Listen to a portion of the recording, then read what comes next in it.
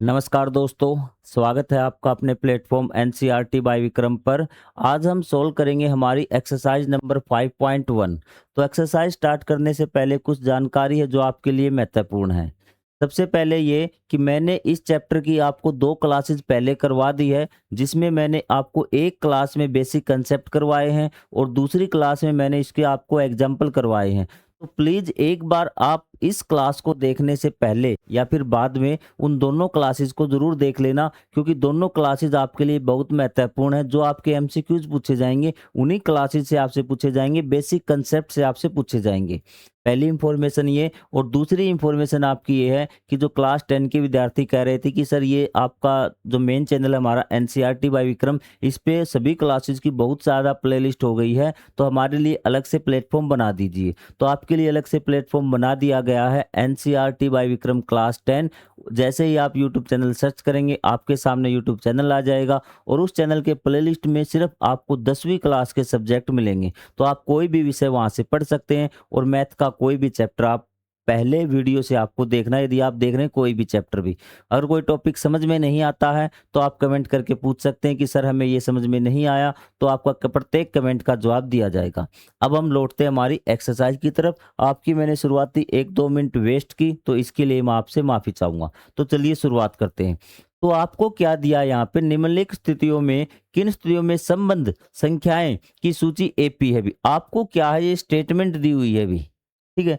इस कंडीशन के आधार पे आपको संख्याएं निकालनी है और संख्याएं निकालने के बाद ये चेक करना वो संख्या एपी है या नहीं है भी। तो सबसे पहले देखिए, हम पढ़ते हैं कि प्रत्येक किलोमीटर के बाद टैक्सी का किराया, प्रत्येक किलोमीटर के बाद आपको टैक्सी का किराया लिखना कि कितना हो जाएगा। और जबकि प्रथम किलोमीटर के लिए किराया 15 रुपये। मेन बात है कि पहले किलोमीटर के लिए किराया कितना आपका 15 रुपये है। उसके बाद अतिरिक्त किलोमीटर भी के लिए कितना है 8 रुपये। बस आपको 3 बातें आपको ध्यान में रखनी है भी। तो आपको कहता है कि लिख लेंगे कि जो आपका फर्स्ट किलोमीटर है उसके लिए किराया कितना होगा, फर्स्ट किलोमीटर के लिए भी। आप जल्दी बता दीजिए कि सर फर्स्ट किलोमीटर के लिए कितना किराया। आप कहेंगे सर फर्स्ट जो किलोमीटर उसके लिए किराया तो आपको 15 रुपये दे रखा। कोई डाउट है तो आप बोलिए। कोई डाउट नहीं, प्रत्येक लाइन एक एक लाइन आपको बताता हुआ चलूंगा अभी। अब आप बताइए कि सेकंड के लिए कितना होगा भी, सेकंड किलोमीटर के लिए किराया कितना होगा। आप कहेंगे सर 15 रुपये तो पहले के लिए है, उसके बाद अगर 2 किलोमीटर के लग गया तो दूसरे के लिए 8 रुपये एक्स्ट्रा लगेंगे भी। सिर्फ 15 तो पहले वाले का, दूसरे किलोमीटर के लिए किराया कितना 8 रुपये एक्स्ट्रा और लग जाएंगे। तो 15 आपके हैं, 8 और लग जाएंगे, कितना हो जाएगा आपका 23 रुपीज हो जाएगा। कोई डाउट होता आप बोलिए भी। हर किलोमीटर पे 8 रुपये एक्स्ट्रा आपके बढ़ते जाएंगे। अब आपको कोई दिक्कत नहीं। आपको थर्ड किलोमीटर के लिए कितना हो जाएगा आपका 31 हो जाएगा। 8 और ऐड हो जाएंगे, 31 रुपीज आपका हो जाएगा भी। और आपका फोर्थ किलोमीटर के लिए कितना हो जाएगा, ये आपके 31 और 8 कितने हो जाएंगे 39 रुपीज हो जाएंगे। कोई डाउट है तो आप बोलिए। सर कोई डाउट नहीं, हमें सारी चीजें अब समझ में आ गई है। प्रत्येक किलोमीटर के लिए पहले के लिए 15। और आपको एपी में मैंने आपको बताया था कि एपी में आपको पहला पद चाहिए और उसके बाद जिस चीज से एक निश्चित संख्या से वो पद बढ़ रहा ना वो संख्या चाहिए। हमें एपी का पता चल चुका है कि अगर आप ध्यान से देखेंगे ना, बेसिक किया है तो पहला पद आपका 15 हो गया और जो अतिरिक्त किराया है ना वो आपका डी है भी। वो आपका क्या है, डी। 15 और 8 23 और 8 31 और 8 39, ये आपका क्या है, डी। इनडायरेक्टली दे रखा है लेकिन हमने वैसे भी निकाल दिया भी। अब आपको चेक करना ये एपी है या नहीं, ये एपी है या नहीं। तो अब बात मुझे बताइए, जब मैंने आपको बेसिक करवाया था, क्या मैंने एपी का जांच करनी आपको नहीं बताई थी? 2-3 तरीकों से आपको जांच करनी बताई थी। तो क्या आप कर सकते हैं? हाँ सर हम कर लेंगे। जो आपका सिंपल वाला तरीका वही मैं आपको सबसे पहले करवा देता हूँ। A2 माइनस A1 और क्या निकालना आपको A3 माइनस A2 और A4 माइनस A3, ये निकाल लेंगे। ये हर बार क्या आएगा आपका, अगर बराबर आ गया तो आपका क्या है, वो आपकी एपी है, और नहीं तो आपका क्या हो जाएगा, वो एपी नहीं है भी। तो ये देखिए हर बार कितना आएगा सर, 8 8 8 आ रहा है अभी, ठीक है। प्रत्येक स्थिति में भी आपका जो सारव अंतर है वो क्या है, बराबर आ रहा है। क्या है, दो क्रमागत पदों का अंतर बराबर आ रहा है, इसलिए क्या है, ये एक एपी है। ठीक है, क्लियर, आगे बढ़ जाएं। चलो ठीक है भी। अगर आपको वीडियो पसंद आ रहा है तो अपने जो साथी हैं उनके साथ आप वीडियो को जरूर शेयर कर देना भी। अब ये क्वेश्चन के लिए पाए हैं, इसको देखने के लिए कि इसका आसान तरीका क्या हो सकता है। दो प्रकार से हम क्वेश्चन को करेंगे बिल्कुल आसान वे में, ठीक है। जैसा आपने अध्यापक ने करवाया वो भी मैं करवाऊंगा, और आसानी से आप कैसे कर सकते हैं वो भी मैं करवाऊंगा। आप यहाँ तक पहुंच गए ना, तो चलिए भी ये कह क्या रहा है कि भी एक सिलेंडर में हवा की मात्रा है, मतलब एक सिलेंडर में हवा भरी हुई है अभी, ठीक है। हमने मान लिया उसमें वी हवा भरी है। आप कहेंगे सर वी क्यों माना, ए क्यों नहीं माना? क्योंकि वी आपका आयतन वॉल्यूम होता है, इसलिए हम वी मानते हैं। वैसे आप ए भी मान सकते हैं, कुछ भी मान सकते हैं, ठीक है। तो यहाँ पर देख लीजिए भी, तो उसने कहा वी था टोटल, तो हवा कितने निकाल दी, 1/4। 1/4 का मतलब क्या है कि आपने किसी चीज के 4 हिस्से किए थे और उसका क्या हो गया, उसके आपने एक हिस्सा निकाल दिया। तो 4 हिस्से किए थे तो एक हिस्सा निकाल दिया, तो कितने हिस्से बचे भी टोटल? ये संख्या आपको बता रही कि कितने हिस्से किए थे भी। आप कहेंगे 4 हिस्से किए थे सर, एक हिस्सा बाहर निकल जाता है तो आगे कितना हिस्सा बचेगा भी? आप कहेंगे सर 3/4 हिस्सा बचेगा। अब यहाँ से आपको ज्यादा कैलकुलेशन में मैं आपको नहीं फंसाऊंगा। तो यहाँ पे देखिए हमने अगला पद निकालने के लिए क्या किया सर, 3/4 से मल्टीप्लाई किए v की। तो इसी प्रकार यदि इसका हम 1/4 हिस्सा निकाल देंगे तो इसको भी क्या कर देंगे, 3/4 से मल्टीप्लाई कर देंगे, क्योंकि 3/4 हिस्से तो वापिस बचते हैं। तो ये क्या हो जाएगा, इसकी 3/4 से गुणा करेंगे तो क्या आ जाएगा, 3/4 गुणा में 3/4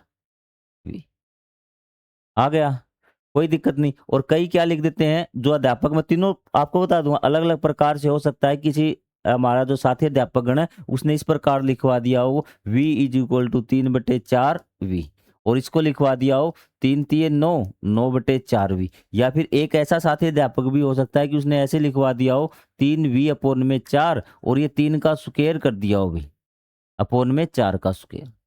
सेम आपकी सारी बातें सेम है। एक पद और निकाल लेते हैं। अब की बार हमें क्या करना, फिर इसको 3/4 से मल्टीप्लाई करना अगला पद निकालने के लिए।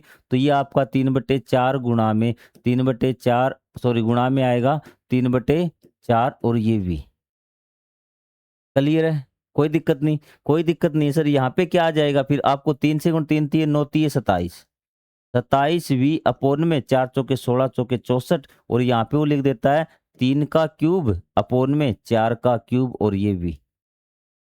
आप कहेंगे हाँ सर, किसी ने ये लिखवाया, किसी ने ये लिखवाया, किसी ने ये लिखवाया, लेकिन बात आपकी बिल्कुल सेम है। क्लियर है, हमारे पास एपी आ गई, ठीक है, एपी आ गई। आप कहेंगे सर हाँ आ गई, यहीं से आपने गलती कर दी। एपी नहीं है, ये क्या है आपकी संख्या सूची है आपके पास, आपने संख्याएं निकाली। एपी तो आप चेक करेंगे, एपी तो क्या है आप चेक करेंगे एपी है या नहीं भी। तो एपी चेक करने के लिए आपको क्या करना है, A2 - A1 आपका क्या था सर, v था, 3/4 आपका v था, यही था ना, और आपका 9/16 v था, ये था। 3 पद में ये आपको पता चल जाएगा। चौथा पद आप निकाल सकते हो, आगे इस प्रकार निकाल सकते हैं। हमें सिर्फ चेक करना है A2 - A1, और क्या निकालना है A3 - A2। आपको इनको चेक करिए भी। A1 क्या है आपका 3/4 आपका ये v है, और माइनस क्या आपका v, इसके बटे में 1 कर दीजिए ताकि आपका ये आ जाए। एलसीएम 4 आ जाएगा, ये आपका कितना आ जाएगा 3v 1/4, 1 चौके 4, तो ये क्या आ जाएगा 4v, और यह आपका आ गया -v अपॉन में 4। ये क्या आ गया आपका A2 - A1 आपका आ गया अभी। A2 - A1 आपका ये आ गया। अब हमें निकालना A3 - A2, कोई दिक्कत वाली बात नहीं। आपको क्या है 9v अपॉन में 16 -3v अपॉन में 4। एलसीएम कितना सर, एलसीएम इसका 16 आ जाएगा। भी थोड़ा सा और इसको छोटा करके इस साइड करवा दूं क्या? आप कहेंगे सर समझ में नहीं आएगा, तो इस साइड में इसको ले आता हूँ। क्या है आपका ये है सर 9/9v अपॉन में 16 या 9/16v माइनस 3v अपॉन में 4। एलसीएम कितना, एलसीएम 16, ये क्या हो गया 9v, 4 चौके 16, 3 चौके आपका 12। क्लियर है, तो कितना हो गया सर, ये आपका क्या हो गया 3v अपॉन में 16। तो ये देखिए आपका ये और ये, क्या ये दोनों बराबर हैं? आप कहेंगे सर बिल्कुल भी बराबर नहीं है। तो आपको A4 A-3 तक जाना ही नहीं, A4 A3 तक जाना ही नहीं। आप सिर्फ यहीं से इसको सोल्व कर देंगे। A2 - A1 not is equal to A3 - A2, बस। ये आपके दोनों बराबर नहीं है, तो इसलिए क्या है ये एक AP नहीं है। सोल्व करके लिखना चाहते हैं वही से भी आप लिख सकते हैं। अब आप कहेंगे सर आप बात कर रहे थे आसान तरीके की, इससे भी आसान तरीका क्या होता, हम तो एलसीएम वगैरह नहीं होता। यहाँ हम मानेंगे भी, यहाँ हम क्या है, v की वॉल्यूम कोई भी आपकी अंकों में मानेंगे, कोई भी संख्या मानेंगे। यदि आपका 1/4 भाग निकाल रहा, हो सकता है कि आपके एग्जाम में 1/5 भाग दे दे, आपको घबराना नहीं है। 1/5 भाग दे देगा ना तो वी, या जैसे हमने मल्टीप्लाई किससे की, 3/4 से। ठीक है, जब 1/4 भाग निकाला तो 3/4 से मल्टीप्लाई करते जा रहे थे। यदि 1/5 भाग दे देगा तो कितना भाग बच जाएगा, आप 4/5 से मल्टीप्लाई करते हुए उसको जाएंगे। ये बात क्लियर है। अगर बदल भी जाए तो आपको नहीं घबराना। आपको पता है आपकी बार टोटल भाग कितने की, 5 के 1 भाग निकाला है तो 4/5 टाइम्स आपका बच जाएगा। चीजें क्लियर। हाँ सर, ये चीजें हमें समझ में आ गई। अब आसान तरीका देखिए, भी दोनों में आपको बताता हूँ। अगर आपको देता है कि 1/4 भाग निकाल रखा है, या फिर दे रखा है 1/5 भाग वायु निकल जाती है वॉल्यूम में किसी का, तो आप यहाँ क्या मानेंगे, टोटल वॉल्यूम, माना वॉल्यूम भी, माना हवा भी, माना हवा की मात्रा कितनी, इसका क्यूब मानेंगे भी, इसका क्यूब, इसका घन, मतलब इसको 3 बार गुणा करना है, 4 चौके 16, 16 चौके 64, कितना मान लेंगे, 64वीं भी, कितना मान लेंगे, 64वीं, कितना मान लेंगे, 64वीं। अब है आप पहले पंप में 1/4 निकाल देंगे, 1/4 निकालने के बाद भी, 1/4 वायु निकालने के बाद भी आप कहेंगे सर कितनी वायु बचेगी, आप इसका 1/4 निकाल दिया आपने 64 का, तो 64 का 1/4 क्या हो जाएगा, 4 चौके 16, 16वीं, 16वीं आपने निकाल दी, कितनी वी बच गई, आप कहेंगे सर ये तो 48वीं बच गई भी। 1/4 निकाल दी ना, 1/4 कितनी आई 64 की, 16वीं आई, तो 16वीं आपने निकाल दी, 48वीं बचेगी।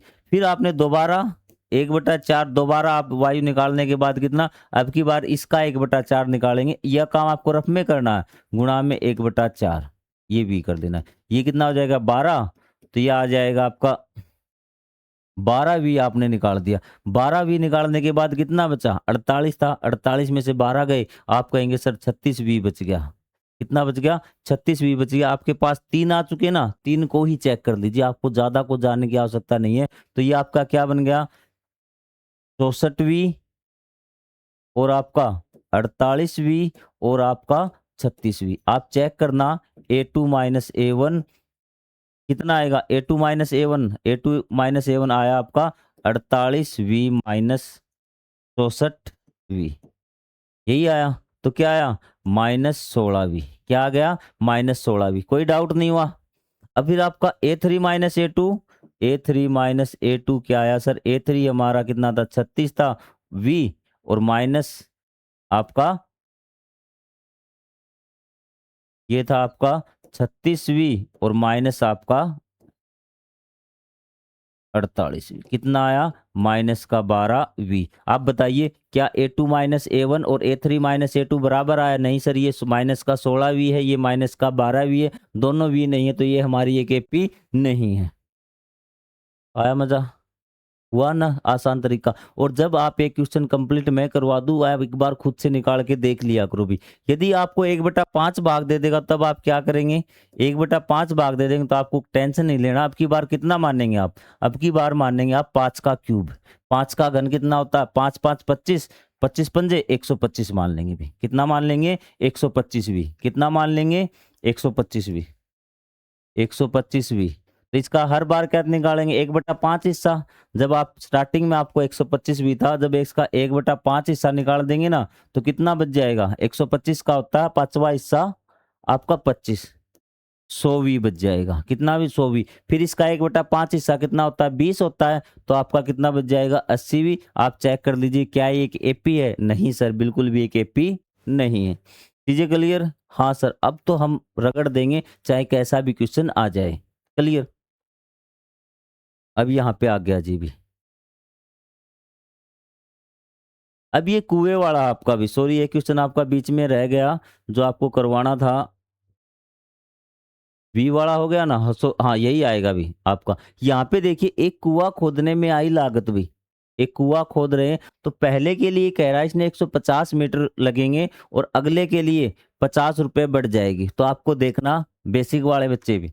150 आपका पहला पद दे दिया और फिर प्रत्येक मीटर के बाद कितनी बढ़ रही है, 50 रुपए बढ़ रही है। तो आप समझ गए, तो पहले के लिए 150 है, दूसरे के लिए 200 है, तीसरे के लिए 250 हो जाएगी, चौथे मीटर के लिए 300। आपको संख्या सूची मिल गई, आपको चेक करना है ये एपी है या नहीं। तो क्या आप चेक कर लेंगे ये एपी है या नहीं? आप कहेंगे सर बिल्कुल हम चेक कर लेंगे ये एपी है या नहीं। कैसे चेक करना, वही A2 - A1, क्यों क्या बनेंगे आपके 150, 200 यहाँ पे लिख देना भाई, संख्या सूची भी, कभी इसको एपी लिख दो भी। ये क्या लिखनी है आपको, संख्या सूची लिखनी, जो संख्याएं आप बनाएंगे। आपको एपी नहीं लिखना, क्योंकि एपी तो हमें चेक करना है या नहीं भी। तो ये आपकी 250 और ये आपकी 300 हो जाएगी। इसको चेक करना A2 - A1, मेरे हिसाब से आप कर लेंगे भी। A3 - A2 4 पद लिए हैं, तो आप क्या कर लेना, A4 - A3 ये निकाल के देख लेना। इनका जो आंसर आएगा कितना आएगा, 50 50 50 आएगा।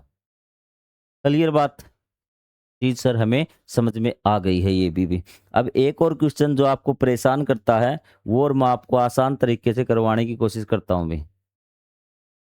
यहाँ पे आपको दे रखा है कि मिश्र धन भी। मिश्र धन क्या होता है, मिश्र धन होता है मूलधन, तीन चीजें हैं आपकी भी। एक होता है मूलधन, पहले समझ लीजिए आपको, मूलधन जो राशि कर्ज पर ली है वो होती है आपकी मूलधन। उसके बाद होता है एक ब्याज, ब्याज सबको पता है भी, मूलधन के ऊपर ब्याज। एक होता है आपका दर, दर है कि ब्याज कितने % से बढ़ेगा, किस रफ्तार से ब्याज बढ़ेगा। और एक होता है मिश्रधन भी। क्या होता है, मिश्रधन। मिश्रधन क्या होता है, जब हम ब्याज और मूलधन को जोड़ देते हैं तो वो आपका क्या बनता है, मिश्रधन बनता है। ये समझ में आ गई, कोई डाउट नहीं सर, ये चीजें हमें पहले से पता थी, रिवाइज कर दिया, बहुत बढ़िया हुआ अभी। तो अब ये क्या है, यहाँ पे क्वेश्चन मैं आपको बता दूंगा फंसता कहाँ पर है अभी। एक एग्जाम में क्या किया, सेम यही क्वेश्चन था अभी, सेम टू सेम यही क्वेश्चन था, और लेकिन उसने एक बदलाव किया था, चक्रवर्ती ब्याज की जगह क्या दे दिया उसने, साधारण ब्याज दे दिया अभी। क्या दे दिया, साधारण ब्याज दे दिया। और बच्चे यहाँ पे फंस के खड़े हो गए, क्योंकि वो ब्याज पढ़ के आए, तो ध्यान नहीं दिया क्या साधारण ब्याज क्या चक्रवर्ती, और उसने लिखा दिया कि एपी नहीं बनेगी।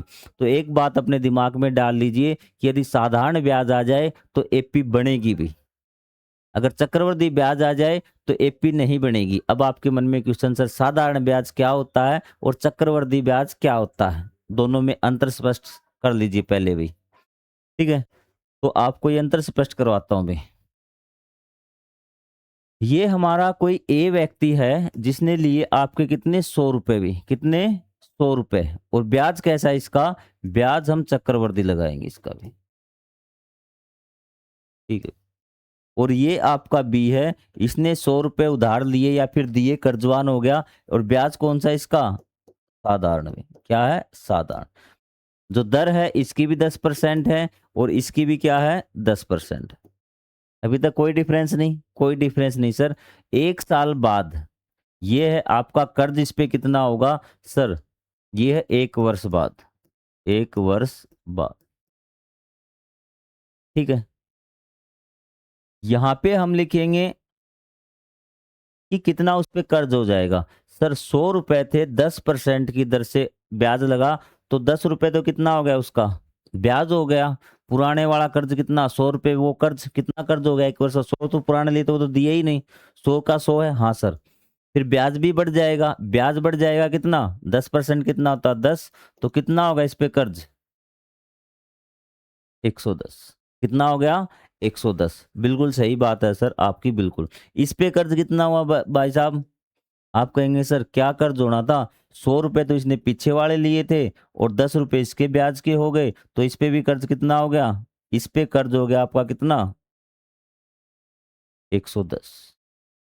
अरे राम, ये क्या हुआ, दोनों में ब्याज आपका बराबर आ गया, कर्ज आपका बराबर है। अगला पद आपका ब्याज, और ये आपका क्या बन गया, मिश्रधन 110, यहाँ पे मिश्रधन 110, क्योंकि हमने मूलधन प्लस में ब्याज जोड़ दिया। अब आप कहेंगे सर 1 साल के लिए कोई फर्क नहीं होता, 1 साल के लिए मिश्रधन और आपका जो सॉरी, चक्रवर्ती ब्याज में जो मिश्रधन होता है और साधारण ब्याज में जो मिश्रधन होता है उनमें कोई अंतर नहीं होता, बिल्कुल सेम टू सेम होते। अब फर्क आएगा आगे, चक्रवर्ती ब्याज में क्या होता है कि अगली साल, पहले तो हम यहाँ क्या लिखेंगे, पिछले साल वाला कर्जा लिखेंगे ऊपर। हाँ सर, पिछले साल कितना कर्जा था इसके, 110 रुपये हो गया था। इसके कितना हो गया था सर, इसके भी 110 रुपये कर्जा हो गया था। ठीक है भाई। अब अंतर यहाँ पे आपको ध्यान से देखना है अभी। अब ब्याज और लिखना सर, मिश्र धन हमें निकालना है ना, ब्याज और लिखना, इसके ब्याज किसके लगेगा? अगर आपका चक्रवृद्धि ब्याज है ना, तो अगली बार आपके जो ब्याज लगेगा ना, कौन सी राशि पे मिलेगा? जो पिछली साल टोटल हो गई थी। पिछले साल आप पे कितना कर्जा हो गया था? 110। तो अब की बार ब्याज आपके किस पे लगेगा? 110 पर लगेगा अभी, जितना आपके ऊपर टोटल कर्जा हो गया था। तो ब्याज कितना हो जाएगा सर? ब्याज इसका 110% का 11 रुपए हो जाएगा, और इसका टोटल मिश्र धन कितना हो जाएगा आपका? 121। बात समझ में आई? और साधारण ब्याज में क्या कहता है? साधारण ब्याज में कहता है कि मैं जो ब्याज लूंगा वो मैंने जो राशि दी थी उस पर लूंगा भी। मैंने जो राशि दी थी उस पर लूंगा। तो राशि कितने दी थी इसकी? 100 पे दी थी। 100 की दी थी ना, 100 का 10%, तो ब्याज कितना लगेगा साधारण ब्याज में? 10। तो कितना हो गया आपका? 120। कितना हो गया मिश्र धन आपका? 120। अब देखिए, अभी पहले कर्ज कितना था? 100 का। फिर कितना हुआ? 110 का। 10 रुपए बढ़ गया। फिर आपका 110 बढ़ गया। कितना हो गया? 10-10 बढ़ रहा ना, तो इसका मतलब साधारण ब्याज में आपको एक एपी प्राप्त होती है। अब मिश्र धन की ब्याज की बात कीजिए। सर 100 रुपए था, कितना हो गया? प्लस 10 रुपए बढ़ गया अभी। ठीक है। और फिर आपका यहाँ पे कितना बढ़ा? सर यहाँ पे तो आपका 11 रुपए बढ़ गया। तो निश्चित नहीं बढ़ रहा ना, तो आपका क्या है ये? चक्रवृद्धि ब्याज में आपको क्या है? एपी प्राप्त नहीं होगी, क्योंकि हर बार ब्याज का ब्याज लगता है, जिसके कारण क्या होता है कि आपका जो निश्चित संख्या से वो संख्या नहीं बढ़ती, आपका पद नहीं बढ़ता। यहाँ 100 था, 110 हो जाएगा, फिर 120, अगले में 130, और इसका 121 का ब्याज लगेगा, 10% भी। आपको आ गई बात समझ में? हाँ सर, हमें बात समझ में आ गई। तो ये आपका बेसिक कंसेप्ट था, लेकिन यहाँ पे समझाना जरूरी था, इसलिए मैंने आपको यहाँ पे समझाया भी। अब हम बात करते हैं हमारे क्वेश्चन की भी। टाइम लग जाए, लेकिन हमें इस प्रकार से समझना है कि हमें दोबारा से नहीं पढ़ना पड़े कोई भी क्वेश्चन भी, आप खुद से क्वेश्चन निकाल ले भी। अब दो तरीके हैं, दोनों तरीके आपके अध्यापक करवाते भी। बारिश स्टार्ट होगी बाहर थोड़ी सी, तो शायद लाइट चली जाए, तो हम जल्दी से इसको कंप्लीट करने की कोशिश करते भी। तो पहला तरीका आपका क्या है? पहला तरीका आपका यह है कि आप इसका फार्मूला लिखे भी। सिंपल आप कर दें कि फार्मूला इसका होता है, पहले साल कितना रहेगा? पहला पद पी रहेगा, क्योंकि आपने 10,000 रुपए लिए, तो 10,000 ही आपका रहेगा भी। ठीक है। दूसरा जो मिश्र धन का फार्मूला वो होता है पी इंटू में 1 प्लस में आर बाय 100, 100 की पावर टी। ठीक है, 100 की पावर कितनी है? टी। उसके बाद यहाँ पे क्या लिख दिया आपने? 10,000। 1 प्लस में आर कितना है? आर है सर हमारा 8। 8/100 की पावर टी, मतलब एक साल बाद एक हो गया। आप कहेंगे सर एक लिख देंगे, लिखो चाहे न लिखो, पावर कोई फर्क आपका नहीं होता है अभी। 1 मिनट रुकिए अभी।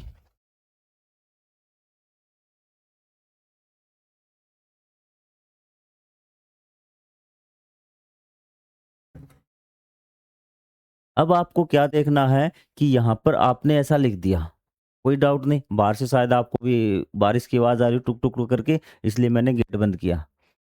अब अगले साल का क्या हो जाएगा सर? हमें कुछ नहीं करना, समय हमारा क्या हो जाएगा? 2 साल हो जाएगा, और ये 1 प्लस आर बाई 100, और समय की पावर क्या हो जाएगी? 2। यहाँ पे क्या हो जाएगा? पी इंटू में 1 प्लस में आर बाई 100, और पावर आपकी टी, समय। ये 1 ईयर है, यहाँ पे 1 कर देना बेशक, और यहाँ पे 2 कर देना, कोई दिक्कत वाली बात नहीं होगी। दोनों में आप लिख देंगे। तो आप कहेंगे सर इस प्रकार आप लिखेंगे, तो यहाँ पर सीधा लिख सकते हैं सर ये AKP नहीं है, ये AKP नहीं है। डायरेक्ट आपको लिखना और कुछ भी नहीं करना। लेकिन कुछ साथी अध्यापक गण हैं, इसको भी सोल्व करवाते हैं। तो पहला पद आपका कितना? 10,000 भी, कोई डाउट नहीं। दूसरा पद क्या आएगा? 10,000। 100 एकम 100, और गुणा में क्या आ जाएगा? ये 108। 100 एकम 100, और 100 और 8, 108/में 100। ये 2 जीरो से 2 जीरो कट जाएंगी, तो ये क्या आ जाएगा? ये आ जाएगा आपका 10,800। क्या आ जाएगा? 10,800। और ये आपका आ जाएगा 10,000। उसी प्रकार अगला पद भी हम सोल्व करेंगे। ये आपका आ जाएगा 10,000, और ये आ जाएगा गुणा में 108/में 100, और गुणा में 108/में 100। तो यहाँ पे क्या होगा? ये सॉल्व करें ना हम, 2 जीरो से 2 जीरो कट जाएंगी, 2 जीरो से 2 जीरो कट जाएंगी, क्या आ गया 108 गुणा में 108। एक बार कल किसी से जोड़ के निकाल दूंगा ताकि आपका हमारा गुणा में टाइम न बचे। तो 108 गुणा में 108 कितना आ जाएगा अभी, आप भी सोल्व कीजिए अभी। 11,664 कितना आ जाएगा, 11,664। तो 11,664 अब आपका ये आ गया। अब इसको आप निकाल दीजिए भी। कोई डाउट है आपको? सर कोई डाउट नहीं, 3 पद आ गए, A2 minus A1 A3 minus A2 करके हम निकाल देंगे। ये दोनों बराबर नहीं आएंगे, बराबर नहीं आएंगे तो हमारे ये एक AP नहीं है। समझ में आ गई बात? कोई डाउट नहीं? डाउट है तो आपके लिए कमेंट बॉक्स है। ये चीजें क्लियर, चारों क्वेश्चन आपके, कोई डाउट नहीं। अब उसके बाद आपको प्रथम 4 पद लिखिए, दी हुई एपी। अब आपको एपी पहले ही बता दिया कि ये एक एपी का पद है भी, ठीक है। तो इसमें तो आपको कोई डाउट नहीं होना चाहिए। तो पहले हम क्या करेंगे, सबसे पहले जो मैंने आपको जनरल फॉर्म बताई एपी की क्या होती है, व्यापक फॉर्म क्या होती है भी, आपके पेपर में आ गया कि किसी एपी की व्यापक फॉर्म लिखिए भी। तो आप क्या लिखेंगे, बेसिक किया ही नहीं, जनरल फॉर्म आती ही नहीं, तो कैसे लिख देंगे? हम क्वेश्चन को छोड़ के चले आ जाएंगे, लेकिन है आसान। ए के पी में व्यापक फॉर्म क्या होती है, ए प्लस में डी, ए प्लस में 2D और ए प्लस में 3D। आपको 4 पद लिखने देना, तो 4 पदों के लिए हमने व्यापक फॉर्म इसकी लिख ली। अब इनकी वैल्यू इसमें आपको पुट करनी है। पहले में ए बराबर क्या आ गया 10, दूसरे में ए प्लस डी, ए प्लस में 10, कोई दिक्कत नहीं। ए प्लस में 2 गुणा में 10, ए कितना था आपका, ए भी आपका 10 था। मैं 10 लिख ही देता हूँ एक बार इसको और अच्छी तरह से, ताकि आपको वैल्यू पुट करनी ना। तो ए की जगह आपको 10, ए की जगह 10, प्लस में डी की जगह भी 10, ये दूसरा पद आ गया आपका। फिर ए की जगह आपको 10, प्लस में 2 गुणा में 10, ये तीसरा पद ए की जगह 10, प्लस में 3 गुणा में 10। तो ये कितना आ गया 10, 10 और 10 20, 10 प्लस में 20 कितना 30, और 10 प्लस में 30 कितना आ गया आपका 40। तो ये आपकी एपी आ गए। आपको लिख देना है कि A1 is equal to 10, A2 is equal to 20, A3 is equal to 30, ये आपका 40। चीज़ें क्लियर? हाँ सर, चीज़ क्लियर। अब यहाँ पे आप दूसरा पार्ट और देखिए, दूसरे पार्ट में आप कंफ्यूज होंगे भी, ठीक है। यहाँ पे दूसरे पार्ट में आपको क्या दे रखा है, a बराबर -2, ए बराबर -2 और डी बराबर आपका 0। डी बराबर क्या है 0, और मैंने आपको बताया था यदि डी अगर 0 है तो इसका मतलब उसका पहला, दूसरा, तीसरा, चौथा, पांचवा, छठा, सातवां, आठवां, नौवां, 10वां सारे पद आपके बराबर हैं, एक जैसे। तो आपका डी बराबर 0 हो गया ना, तो A1 भी क्या होगा आपका -2, A2 भी क्या होगा आपका -2, A3 क्या होगा आपका -2, सेम। A4 भी क्या होगा आपका -2। आप कहेंगे सर कैसा होगा, वो भी आपको दिखा देता हूँ। पहला पद क्या होगा A, दूसरा पद क्या होगा A प्लस डी। तो डी क्या है आपकी 0, तो A प्लस 0 क्या हो गया A, और आपका तीसरा पद क्या होगा A plus 2D, A plus में 2 गुणा में 0, तो ये तो क्या हो गया 0। फिर भी क्या बच गया आपका ए। आपके हर पद क्या होंगे, ए के बराबर ही होंगे। तो इस प्रकार आप 4 पद इसके निकाल सकते हैं। कोई डाउट हो तो आप बोलिए, कोई डाउट नहीं, आगे बढ़ जाएं। ए बराबर 4, डी बराबर -3 भी। ए बराबर कितना है 4, और डी बराबर कितना है -3। तो पहला काम है आप इसकी व्यापक फॉर्म लिखेंगे। व्यापक फॉर्म मतलब जनरल फॉर्म भी, ए, या फिर इसको ऐसे लिख दीजिए भी, और भी आसान हो जाएगा, आपको इतना ज़्यादा मुश्किल नहीं पड़ेगी। A1 इज इक्वल टू ए बराबर है 4, ठीक है। A2 इज इक्वल टू क्या आएगा, ए प्लस में डी। ए प्लस में डी मतलब ए कितना है 4, और प्लस में -3। आपको पता है प्लस माइनस कितने हो जाएंगे, माइनस होते हैं। जब ये लगातार आते हैं ना प्लस माइनस, कई बच्चों को इसमें भी डाउट होता है भी कि प्लस माइनस आपके क्या होंगे। तो ये हो जाएगा आपका 4 - 3, 4 - 3 कितना हो जाएगा, आप कहेंगे सर 1 हो जाएगा। कितना हो जाएगा, 1 हो जाएगा। अब आपको ए थ्री क्या होगा, ए प्लस में 2D, 4 प्लस में 2 गुणा में -3। क्लियर है, 4 प्लस में 2D, डी कितना था आपका -3, कितना था -3। तो कितना हो जाएगा ये 4, और 2 - 2 गुणा में -3 माइनस के 6, एक प्लस का एक माइनस का गुणा करते तो उत्तर माइनस में आता है और ये कितना हो जाएगा -6। अब बताइए कि आप कहेंगे सर एक प्लस का एक माइनस का दोनों लड़ाई करेंगे, जीतेगा कौन? जो ज़्यादा है माइनस वाला ज़्यादा जीतेगा। अब बच गया कितना सर? माइनस के कितने ज़्यादा? -2। क्या बच गए? -2। कोई डाउट? कोई डाउट नहीं सर। इसी प्रकार A4 A प्लस में 3D, ए कितना है 4 प्लस में 3 गुणा में -3, ये वाला 3 है ये, और डी की वैल्यू 3 है। क्या हो जाएगा? 4 3 तिये 9 -9। सर -9 जीतेंगे। कितने से जीतेंगे सर? 5 ज़्यादा है तो ये -5 से जीतेंगे। तो ये आपने चारों पद इसके निकाल दिए। कोई डाउट नहीं? कोई डाउट नहीं सर, सारी चीज़ें हमें समझ में आ रही हैं। आपका बीच में कोई क्वेश्चन छूट गया क्या? अच्छा।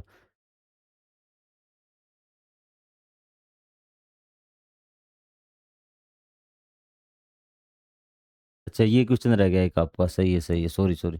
ये हो गया अभी? उसके बाद हमारा क्या है कि एक क्वेश्चन है a इज इक्वल टू -1 और d इज इक्वल टू 1/2। ये और आपको करवा देते हैं सेम भी। कोई क्वेश्चन रह जाता आपको समझ में नहीं आता तो उसके लिए आप कमेंट करके बोल सकते हैं। a इज इक्वल टू क्या है? a इज इक्वल टू वहाँ पे -1 है और d इज इक्वल क्या है? 1/2। कोई दिक्कत वाली बात नहीं। a is equal to a1 is equal to a is equal to -1। पहला पद हो गया। उसके बाद A2 क्या आएगा सर? A2 तो होता है A प्लस डी। क्या होता है? A plus D. A कितना हमारा? A है -1 और D कितना है? D है हमारा 1/2। 1/2। कोई डाउट?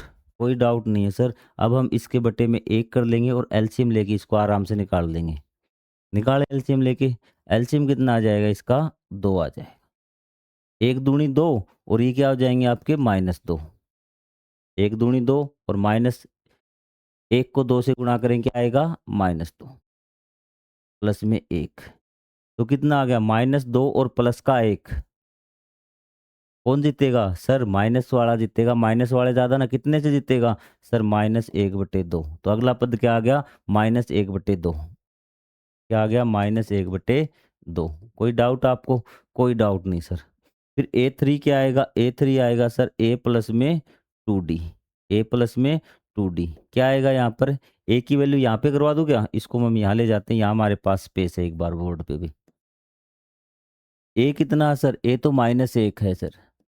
प्लस में D कितना सर? 2 गुणा में 1/2। 2 से 2 कैंसिल हो गया। 2 से 2 कैंसिल हो गया। क्या बच गया? -1 प्लस में 1। तो 1 प्लस का 1 माइनस का कौन जीतेगा सर? कोई नहीं जीतेगा, दोनों बराबर है, दोनों मर जाएंगे। तो आपका क्या आ गया? 0। क्या आ गया आपका? 0। A3 बराबर क्या आ गया? 0। इसी प्रकार आप A4 निकाल सकते हैं। निकाल लेंगे। कोई डाउट है तो आप पूछिए भी। ठीक है। आप कहेंगे सर A4 निकाल के ही दिखा दो ना, आपको आलस से बहुत होता है। अभी A4 आपको निकाल के दिखा देता हूँ। ये तो आपको निकाल लेंगे, अब साथ साथ निकालते चला करो भी। A प्लस में 3D। A कितना सर? A तो हमारा -1 है। प्लस में 3 क्या है? 3 गुणा में 1/2 D है। तो ये आपका क्या आ जाएगा? -1 प्लस में 3/2। एलसीएम कितना? LCM sir 2। 1 दूनी 2 तो ये -2। 2 1 कम 2 3। किसका जीतेगा सर? अब की बार तो प्लस वाला जीत रहा है। माइनस के 2 है और प्लस का 3 है। प्लस वाला कितने से जीतेगा? 1 से जीतेगा और बटे में 2। यहाँ पे भी बच्चे कई बार गलती कर देते हैं भी, लेकिन मैंने आपको समझा दिया आसान से आसान तरीका। क्लियर है? अब आप आगे वाले पे आ जाइए भी। हमारा एक क्वेश्चन बचता है आज का भी। ए बराबर क्या है? सेम वही है। A is equal to A1 -1.25। और यहाँ पर आपका A2 क्या होगा? A प्लस में D। ठीक है सर। A कितना है सर? -1.25 है और D कितना है? -0.25। अब बच्चे इतना करने के बाद भी गलती कर देते हैं। कैसे? अब देखिए यहाँ पे -1.25 और प्लस माइनस क्या होते? -0.25। कोई डाउट नहीं सर, कोई डाउट नहीं, इतनी बात सही है। अभी बता दी दोनों माइनस के है ना, क्या है लड़ेंगे? नहीं लड़ेंगे, दोनों एक होके ग्रुप बना लेंगे, दोनों जुड़ जाएंगे भी, दोनों क्या होंगे? जुड़ जाएंगे। या तो आप डायरेक्ट जोड़ सकते, डायरेक्ट जोड़ लीजिए, अगर डायरेक्ट जोड़ेंगे तो इसका पॉइंट 50 आ जाएगा, 1.50। लेकिन बच्चों को डाउट रहता है सर 1.25 और पॉइंट के नीचे पॉइंट होना चाहिए और ये 25, 5 और 5 10, 2 और 2 4 1 हासिल 5 पॉइंट के लिए पॉइंट और एक का 1.50 क्या आ जाएगा? 1.50 किसका? माइनस का। किसका? माइनस का। ये भी आपको सिखा रहा हूँ ताकि कोई बच्चे इसमें भी गलती कर देते, पॉइंट के नीचे पॉइंट आना चाहिए भी। और एक चीज आपकी गलती कहाँ करेंगे वो आपको बताता हूँ भी। A3 वाला देख लेना, आसान रहेगा आपके पास। A प्लस में 2D, तो एक आपका 1.25 है प्लस में 2D 2 गुणा में -0.5। आप कहेंगे सर बिल्कुल सही है, कोई दिक्कत नहीं। अब बच्चे यहाँ गलती कर देते हैं भी, क्या कर देते हैं? यहाँ पे गलती कर देते हैं भी। ये पॉइंट यहाँ पर नहीं है भी। चीजें क्लियर? ये 2 गुणा में क्या है आपका? 0.5, तो डी। अब यहाँ गलती करते सर, गुणा कैसे करें पॉइंट वाले, सीधे से में समझ में नहीं आता। तो आपको क्या करना, पॉइंट को भूल जाना। भूल गए पॉइंट? ठीक है, ये बातें आपको 6 7 में सीखनी थी, लेकिन मैं आपको यहाँ सिखा रहा हूँ। पॉइंट भूल गए? हाँ सर पॉइंट भूल गए। अब डायरेक्ट गुणा कर दीजिए, तो एक बार मैं करवाता हूँ। 1.25 प्लस, अब आपको गुणा कर दी, डायरेक्ट गुणा कर दीजिए भी। क्या कर दीजिए? डायरेक्ट आप, सॉरी सॉरी सॉरी सॉरी, यहाँ पे देखना भी एक बार। हाँ माइनस है, ये क्या है? ये आपका माइनस, ये भूल गया था मैं आपका, ऊपर वाले माइनस किया ना, तो माइनस को तो छोड़ो, उत्तर तो एक माइनस वाले की एक प्लस वाले की गुणा करें, उत्तर तो माइनस में आ गया, तो हमें श्योर है। अब हमें गुणा करने, आप पॉइंट भूल गए, तो पॉइंट भूलने के बाद आपने कर दिया सर ये तो 25 हो गया, क्योंकि ये देखना 0.25 है। जब आप पॉइंट भूल जाते ये बन जाएगा इस साइड, यह कितना बनेगा? 25। 25 की 2 से गुणा करके कितना आ जाएगा? 50। कितना आ जाएगा? 50। आप कहेंगे सर 50 आ गया। अब दोबारा से पॉइंट देखो, कितने अक्षर थे पॉइंट के बाद? 1 2। कितने अक्षर थे? 1 2। इस साइड से आपको काउंट करना 1 2, यही आपको पॉइंट लगा देना। 2 अक्षर थे ना, क्योंकि इसमें तो कुछ था ही नहीं, 2 में तो क्या था आपका? कोई पॉइंट था ही नहीं, पॉइंट के बाद कोई अक्षर था ही नहीं, सिर्फ इसमें था, तो इस वाले हमने गिन लिए, तो आपका पॉइंट 50 ही हो गया। अब इसको जोड़ दीजिए, ये भी क्या है? माइनस का है। तो आपका पता है कि 1.25 आपका पॉइंट के नीचे पॉइंट आना चाहिए, तो ये 5 और ये 5 और 2 7 पॉइंट, ये माइनस का, ये क्या आ जाएगा? माइनस का 1.75। बताइए कोई डाउट है तो आपको? सर कोई डाउट नहीं, छोटी से छोटी चीज़ आप बताते हुए चल रहे हैं अभी। ठीक है, चलो आपको चौथा पद और निकाल के दिखा देता हूँ। अब 2 मिनट और लगेंगे, क्योंकि इसमें भी आपको क्लियर आपका चीज़ होंगी भी। ये तो -1.25 था ए प्लस में, 3 गुणा में, 3 गुणा में क्या? माइनस का 0.25, ये था भाई। आप कहेंगे सर वही बात आ गई सेम हमारी, 1.25 है माइनस का, प्लस में आपको पॉइंट हटा दिया, क्या बच गया? 25। 25 थी, ये क्या हो गया आपका? 75। क्या हो गया? 75 हो गया। माइनस का था, पॉइंट के बाद कितने अक्षर? 1 2, इसमें तो एक भी नहीं है, तो यहाँ 1 2, यहाँ पॉइंट लगा देंगे। अब क्या है, इन दोनों को आप जोड़ देंगे भी, 1.75 को और आपको इसको आप जोड़ देंगे, ये कितना हो जाएगा? इसका जोड़ और करवाता हूँ। 1.25, 0.75, पॉइंट के लिए 0.5 और 5 10, 7 और 2 9 और 1 10, आपकी 0 हासिल, और यहाँ 1, और यहाँ 1 हासिल थी 2, तो कितना आ गया ये आपका? 2.00। ये आपका 2 ही होता है, पॉइंट के बाद 0 का कोई महत्व नहीं होता लास्ट में। चीज़ें क्लियर? अब आप मुझे बताइए कि ये क्वेश्चन आपको समझ में आए या फिर नहीं आए भी। अगले पार्ट में हम कर देंगे, जो हमारे सेकंड और थर्ड क्वेश्चन बचता है, थर्ड और फोर्थ, उसको हम कंप्लीट कर देंगे। अब बोलिए एक्सरसाइज 5.1 में आपका कोई डाउट हो तो, इस 2 क्वेश्चनों में भी आप कहेंगे सर कोई डाउट नहीं है, वीडियो को अपने दोस्तों के साथ शेयर कर देना। मिलेंगे हम अगले पार्ट में, तब तक के लिए जय हिंद, जय Bharat, thank you very much.